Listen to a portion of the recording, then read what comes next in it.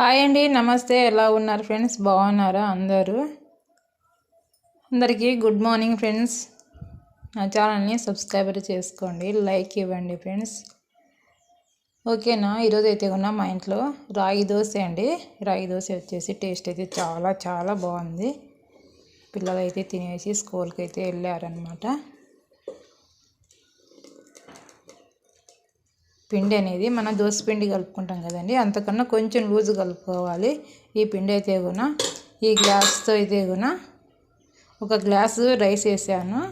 తర్వాత ఈ గ్లాస్తోనే 3 గ్లాసెస్ ఉద్దిపప్పు వేసాను అనమాట. ఇంకా రాగి పిండి వచ్చేసి 5 గ్లాస్ అయితే రాగి పిండి వేసాను.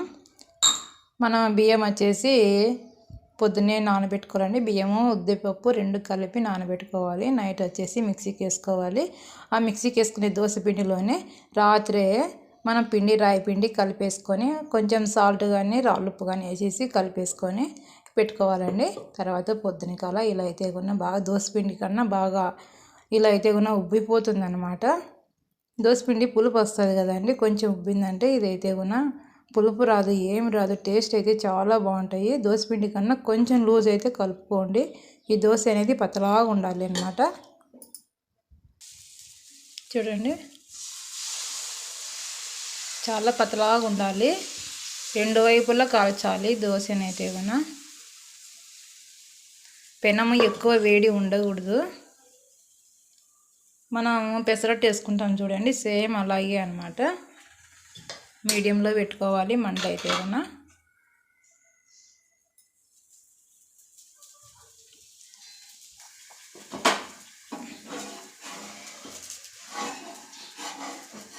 పెనం ఎక్కువ వేడైందంటే కూడా పెనానికి అనేది అతుక్కపోతుందండి. అలాంటప్పుడు ఆనియన్ కట్ చేసి ఆనియన్ బాగా మనం పెనానికి బాగా అప్లై చేసినామంటే కూడా దోశ అనేది బాగా లేస్తుంది అనమాట. ఓకే అండి, రెడీ అయిపోయినాయి. ఇవి వేడిగా ఉన్నట్టు తినండి, టేస్ట్ సూపర్గా ఉంటాయి అన్నమాట. చల్లగైనా కానీ టేస్ట్ అయితే అంత ఉండదు అనమాట, తినచ్చు. కాకపోతే వేడి వేడి దోశలు అయితే కూడా సూపర్ ఉంటాయి, సేమ్ మన పెసరట్లాగా అండి. Okay friends, bye bye. మీరు ఇంట్లో ఒకసారి ట్రై చేయండి, చాలా బాగుంటుంది అనమాట.